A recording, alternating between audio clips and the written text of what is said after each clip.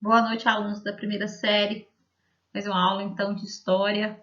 Hoje, então, nós vamos estar fazendo correções das atividades referentes ao dia 4, 11 e 18 de maio, que comportam atividades que a gente viu ao longo desse mês. Essas atividades são referentes ao mês de maio. Espero que vocês compreendam, né? E essas atividades, elas vão estar todas disponíveis para vocês no GPA, onde vocês vão estar podendo fazer as correções das atividades referentes a esses dias. Então, vamos lá. Essa atividade, então, ela é referente ao dia 4/5/2020 e ela trata sobre o conteúdo Egito Antigo. Nessa atividade, nós vamos conhecer um pouquinho do processo e a importância da mumificação para os egípcios. Eu pedi para vocês fazerem a leitura de um texto, e esse texto ele trabalha questões extremamente religiosas, né? Porque a religião no Egito Antigo ela determinou práticas culturais e sociais entre os egípcios. E uma delas, né, uma crença muito forte na imortalidade. É por isso, então, né, que os egípcios são tão venerados, né, e são estudados até hoje, principalmente por causa dos seus grandes monumentos que eles criaram, como as pirâmides, né, que deixaram, né, esse legado de crença na imortalidade para a nossa sociedade atual. Porque para os egípcios, na verdade, a morte ela seria algo passageiro e a vida retornaria para o corpo. Por isso, então, o processo da mumificação. O retorno à vida aconteceria somente se o corpo do moribundo fosse conservado. No caso, então, né, fosse feito o processo de mumificação. Se a alma não voltasse para o corpo, significava que o corpo não tinha mais sido conservado. Parte daí a importância da mumificação desses corpos e o embalsamento da conservação, para evitar o quê? O processo de decomposição. Para isso, existiam técnicas avançadas de mumificação para os nobres e técnicas mais simples para os pobres. Olha aí, até aqui existe o processo de desigualdade. As avançadas técnicas de mumificação desenvolvidas no Egito Antigo somente existiam em razão da desenvolvida medicina que naquele tempo ocorria. Os médicos egípcios faziam cirurgias, cuidavam de fraturas, conheciam a anatomia humana. Além da técnica de preservar os corpos através da mumificação, os egípcios precisavam desenvolver um método de proteger os corpos contra os saqueadores. Daí então as grandes construções, no caso a Esfinge de Gizé, as 3 grandes pirâmides do Egito e muitas outras, principalmente em regiões do Oriente Médio. Não quer dizer que não há também no Ocidente. Os túmulos garantiam a conservação dos corpos, geralmente quando uma pessoa rica, no caso do Egito, o faraó, que ostentava poder, morria, seu corpo era mumificado e posteriormente colocado em túmulos que eram considerados uma verdadeira habitação. Esse processo de mumificação ele era realizado apenas por especialistas, isso é muito importante lembrar, que não era qualquer pessoa que podia fazer esse tipo, né, de processo, né, e ele seguia 5 etapas. Os principais túmulos eram os mastabas, túmulos feitos com laje de pedra ou tijolo. Os hipogeus, túmulos feitos de rocha, próximos às barrancas do rio Nilo, e as pirâmides, os túmulos reais compostos por uma cripta, corredores de ventilação, câmara do rei, corredores secretos, galerias, câmaras e passagens falsas no intuito de evitar os saques. Dentro desse contexto, então, vem o segundo momento da atividade. O primeiro momento, vocês fizeram um pequeno texto, da qual eu relatei algumas coisas importantes que podiam ser retiradas daquele texto, criado um texto. Agora, no segundo momento, para responder um questionário, né, de passagens daquele momento, né, todas, né, visualizadas pelo texto. O que é mumificação? Trata-se de um método de preservação de cadáveres que diminui drasticamente a intensidade da decomposição. Define-se por mumificação como um fenômeno natural ou artificial da preservação dos corpos. Nesse processo, a putrefação ocorre vagarosamente ao longo de muitos anos e isso, então, conserva, né, o corpo, no caso, né, das pessoas mais importantes. Quais eram as substâncias utilizadas? eles utilizavam vários produtos, né? Como o latrão, o sal, né? Mas também ficavam, né, outros produtos que, na verdade, até hoje são muito falados, como a mirra, a cássia, o vinho de palma, o óleo de cedro e a resina. Só que o relato dele, numa altura em que a mumificação estava em declínio, baseava-se em informações de embalsamadores, que são pessoas que, no caso, faziam esse processo. Quais as etapas do processo de mumificação? Primeiro, a retirada do cérebro pelas narinas, né, que era um processo, a gente quando pensa, é algo muito agressivo, né, mas a gente tem que lembrar que a pessoa já está morta, né. Segundo passo, a retirada da maioria dos órgãos internos, a partir de um corte realizado do lado esquerdo do corpo, ou seja, eles tinham bastante cuidado, né, porque esses órgãos também, eles eram mumificados. Apesar do o coração não era retirado, porque se acreditava que as emoções ficavam armazenadas nesse órgão. Durante algum tempo, os órgãos também eram submetidos a um processo de mumificação, com exceção do cérebro, que era retirado com ferro quente, né, para que pudesse ser mumificado o crânio. Cobria-se o corpo com uma mistura de sais, denominado natrão, e colocava essa mistura também no interior do corpo durante 40 a 72 dias, com o objetivo de retirar toda a água do corpo. Quarto passo, lavava-se o corpo para retirar o natrão a partir do bálsamo de óleos essenciais.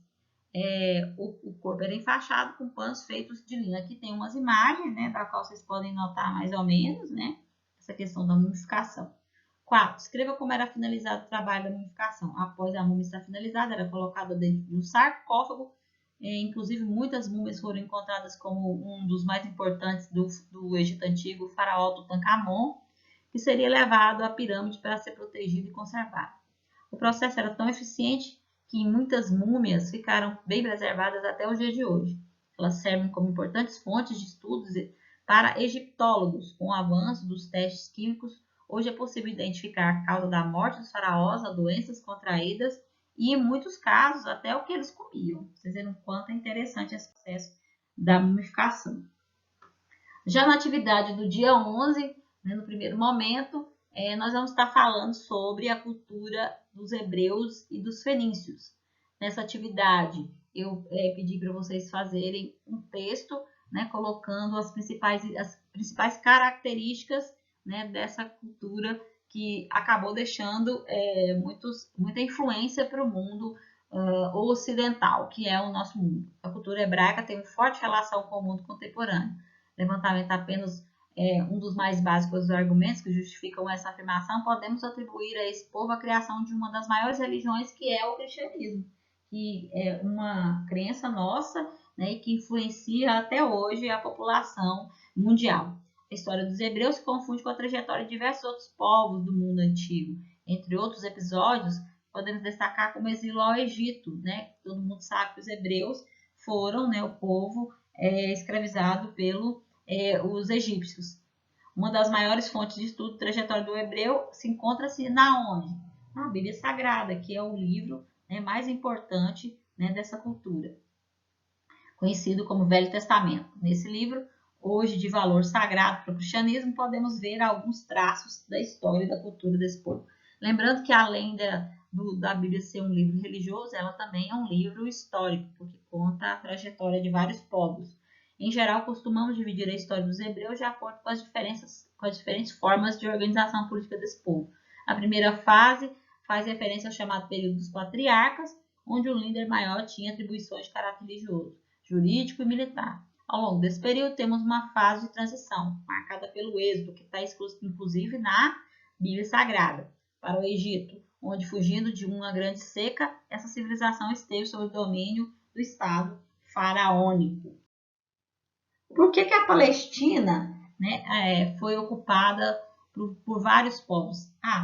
Essa atividade, então, ela tem dois momentos. A atividade do texto, né, que é para vocês criarem, retirarem as principais características desse povo, né, e depois um questionário. A Palestina foi conquistada pelos hebreus ou israelitas mais tarde, conhecidos como judeus, por volta de 1200 a.C.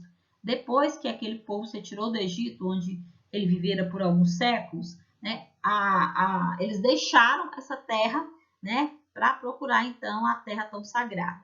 pois é considerado como uma região sagrada para os povos, como os hebreus, que ao chegarem se depararam com outros povos habitando a região. Daí então vem a confusão que se tem muito na Palestina, né? Porque um povo chegou, já tinha outro lá habitando, então acha que a terra é de um, mas a terra é do outro, então essa confusão de território ainda existe na Palestina. E para vocês entenderem, é muito antiga, né? Qual era a situação das mulheres entre os hebreus? Não diferente, né, da sociedade ocidental no início, né, na Idade Média, né, a mulher tinha uma posição muito fraca na sociedade, pois nessa sociedade predominava o sistema de patriarcas, que é isso? Pai, totalmente machista, sem dar espaço para as mulheres, que eram consideradas fracas e incapazes de estar na elite. Essencialmente, a mulher é amante, esposa e mãe. Ela representa um papel central na vida familiar, social, econômica, política e religiosa do país, permanecendo todavia dependente a quem? Ao homem, ao pai, ao marido. Os hebreus tiveram várias profetisas e rainhas ativas.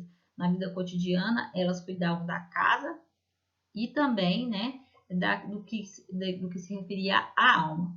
Tinham que criar e educar os filhos e representar o difícil papel de esposa no seio de um casamento poligâmico. O que é isso, professora? Poligâmico? Onde os homens podiam casar com mais de uma mulher. Então, né, na verdade, era um desafio mesmo, né? Inclusive é até uma cultura, né, dos povos orientais, os homens casarem com mais de uma mulher. Explica o principal legado hebraico. O principal legado que os hebreus deixaram no âmbito religioso foi o cristianismo. Eles foram os primeiros povos a adotar o monoteísmo. O que é isso, professora? Acredita apenas em um único Deus. Também se destacaram na literatura, destacando o Antigo Testamento, que é a primeira parte da Bíblia. Explica como era a economia da sociedade dos hebreus. A vida socioeconômica dos hebreus pode ser dividida em duas fases, a nômade e a sedentária, muito parecido, né, com o que a gente estudou já lá na pré-história. No primeiro momento, então, eles andavam de um lado para o outro, em busca da terra prometida, e só mais tarde, então, eles conseguem, né, se estabilizar. A princípio, os hebreus eram pastores, nômades, não tinham habitação fixa, se dedicavam à criação de ovelhas e cabras. Mais tarde, fixados lá na Palestina, foram deixados os antigos costumes das comunidades nômades. É aí que também hoje começou os grandes conflitos, né, dessa sociedade oriental. O que foi a diáspora dos judeus? A própria palavra diáspora significa saída, tá? A diáspora judaica, ela refere-se a diversas expulsões forçadas dos judeus pelo mundo e da consequente formação das comunidades judaicas fora do que é hoje conhecido como Israel, partes do Líbano e Jordânia, por mais de 2000 anos. A gente sabe que esse povo judeu é um povo muito perseguido e martirizado em todo o contexto da história. Como era a sociedade fenícia? Descreva os principais fatores. Os fenícios eram grandes navegadores, né? E não desenvolveram uma civilização centralizada, como muitas outras, né? No caso dos judeus, que tinha o patriarca, né? Por causa de sua organização em cidades-estados. Isso significava que cada cidade fenícia possuía uma estrutura de poder e uma política econômica diferente das outras, ou seja, cada uma tinha, né, sua própria característica e sua autonomia. As principais cidades fenícias foram Sidom e Tiro, que possuíam um desenvolvimento econômico muito grande, e a cidade de Biblos, também conhecida como Gebal, e principal centro religioso desse povo. Em razão dessa independência entre as cidades fenícias, os historiadores não sabem afirmar se essas cidades-estados consideravam a si mesmas como pertencentes a um mesmo povo. Apesar disso, historiadores também sabem que elas tinham muito em comum, como a crença, o idioma, né, e a forma de escrever. Para finalizar, a atividade do dia 18, onde a gente vai estar conhecendo um pouquinho sobre Atenas e Esparta, né? Esse conteúdo é chamado de civilização greco-romana, né? E nesse momento, então, a gente vai conhecer um pouquinho das duas cidades polis mais importantes da Grécia Antiga, né? Na atividade foi proposto um texto que fala de características importantíssimas desses dois povos e também as diferenças, né? Porque a gente sabe que Atenas e Esparta eram lugares extremamente diferentes. Então, vamos no questionário para a gente conhecer um pouquinho aqui sobre a cidade de Atenas e Esparta. O que era Elade? Explique o seu conceito. No mundo grego, percebemos que a variedade dos povos que se espalhavam ao longo dos terrenos acidentados da Elade, né, que era a Grécia, né? O território grego era um território muito acidentado, facilitando então o quê? Né, a expansão. Ele saiu de um lado para o outro e procuraram melhores quantidade de terra. A Elade, na verdade, é um conceito, o que é o significado. Todos os povos do mundo grego antigo receberam um nome, Elade. O primeiro registro desse termo se remonta ao período homérico e foi usado para se referir à região da Tessália, a pátria dos helenos. A gente vai estar conhecendo um pouquinho mais à frente sobre esses períodos, né? Que é o período da Grécia Antiga, que é o período pré-homérico, homérico, clássico, arcaico, a gente vai estar vendo um pouquinho mais no futuro. Explica o que foram as cidades-estados gregas. Essas cidades-estados eram muito importantes, que eram as chamadas polis, que a gente até conheceu, né, um pouquinho disso na filosofia. O termo cidade-estado significa cidade independente, com governo próprio e autônomo, sendo comum essa denominação na antiguidade, principalmente na Grécia Antiga, tais como Tebas, Atenas e Esparta. Mais tarde, as cidades-estados e suas ligas também vieram a fazer um papel importante na Península Itálica. Então, as duas mais importantes aí, Atenas e Esparta, e também Tebas como uma grande cidade-estado. Cite e explique as duas principais características da cidade-estado de Esparta. As principais características de Esparta é que eles tinham um caráter extremamente militarista e oligárquico. O que é isso? Oligarca. Era governo de poucos. Não era todo mundo que podia governar, né? Não era todo mundo que podia dar sua opinião, como lá na Grécia, né? Lá em Atenas, perdão, na Grécia não, em Atenas. Porque em Atenas já funcionava o processo da democracia, onde as pessoas iam para as praças públicas para resolver problemas. Aqui na Esparta, não. O governo era de poucos, porque somente uma minoria da população, que era chamada de esparciatas, possuía direitos políticos e acesso à propriedade de terras. Qual era a visão que se tinha dos espartanos e atenienses? Esparta se desenvolveu com base em um formato de educação rígida e com bases militares, diferente, né, de Atenas, e com uma sociedade extremamente oligárquica, ou seja, havia uma concentração de terras nas mãos de poucos, ou seja, desigualdade social, que eram os que tinham também acesso às decisões políticas. A sociedade espartana era formada por ilotas em sua base, os servos que exerciam o trabalho, especialmente no plantio e colheita, e pelos espartanos que concentravam terras e participavam da vida pública. Já em Atenas, embora também houvesse a concentração de terras, a democracia fez emergir a possibilidade de participação política entre os cidadãos comuns, diferente então, né, de Esparta.